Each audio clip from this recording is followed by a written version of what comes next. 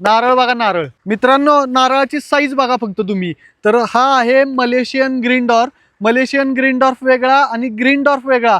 साधा green dwarf देखील येतो मार्केटमध्ये, साधा ग्रीन डॉर्फ देखील मोठ्या प्रमाणात अवेलेबल आहे.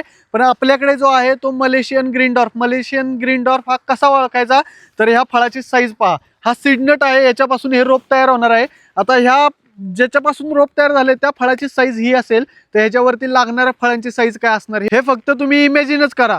तर हे मलेशियन ग्रीन डॉर्फचं रोप आहे आणि आपल्याकडे ह्याचं रिबॅगिंग चालू आहे मित्रांनो. इथं मागे पाहू शकताय तुम्ही सगळं हे रिबॅगिंग करायचं चालू आहे. आणि आपल्याकडे 40,000 मलेशियन ग्रीन डॉर्फ यावर्षी फक्त आणि फक्त 40,000 मलेशियन ग्रीन डॉर्फ आहे मित्रांनो, जास्ती नाही.